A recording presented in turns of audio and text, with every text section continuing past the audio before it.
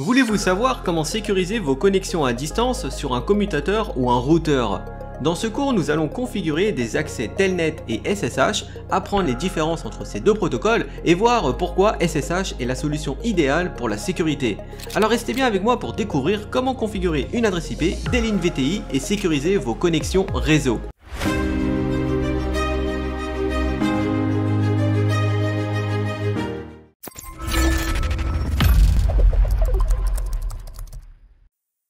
Actuellement, nous sommes connectés sur un switch par le port console. Si nous souhaitons nous connecter à distance en utilisant le protocole Telnet ou SSH, il faut que le commutateur ait une adresse IP de configurer. C'est ce que nous allons faire.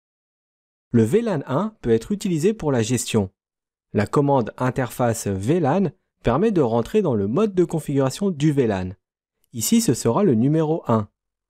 Ensuite, il faut lui affecter une adresse IP et un masque de sous-réseau avec la commande IP-adresse. Le VLAN 1, par défaut, est désactivé. C'est pourquoi il faut l'activer avec la commande No Shutdown. Voyons maintenant la configuration d'une adresse IP sur un routeur. Il faut commencer par se connecter sur l'interface. Ici, c'est la face Ethernet 00. On lui affecte ensuite une adresse IP comme pour le switch avec la commande IP-adresse. Maintenant qu'on est bon sur les IP, retournons sur notre switch et allons lui configurer un accès Telnet pour que l'on puisse se connecter à distance. Un commutateur ou un routeur contient des lignes virtuelles que l'on peut utiliser pour l'accès à distance. La commande linevty04 permet de rentrer en configuration sur les 5 lignes virtuelles de 0 à 4. Le 0 comptant pour une ligne virtuelle, ce qui en fait 5 au total. Ensuite, comme pour le port console, il faut utiliser la commande password pour spécifier un mot de passe et terminer par la commande login pour l'activer.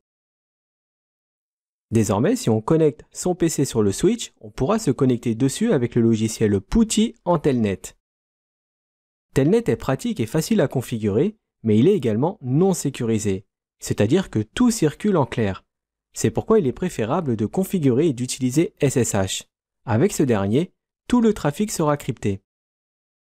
À savoir que toutes les versions d'iOS n'offrent pas SSH par défaut. Vérifiez bien avant s'il est possible d'installer SSH sur votre version d'iOS. On va voir comment configurer SSH. SSH fonctionne avec les noms d'utilisateurs.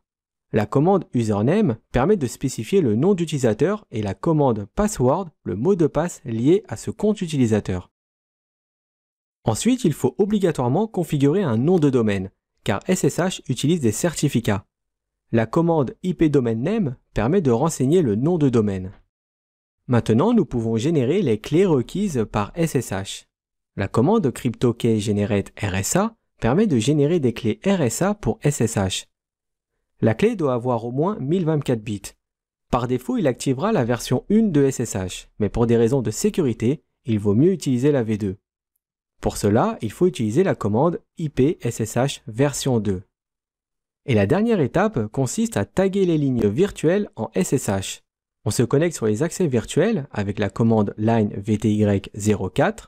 Ensuite, il faut lui indiquer d'utiliser l'utilisateur qu'on a créé juste avant avec la commande login local. Et pour finir, il faut autoriser uniquement SSH et pas Telnet avec la commande transport input SSH. Il ne reste plus qu'à se connecter en SSH avec PuTTY.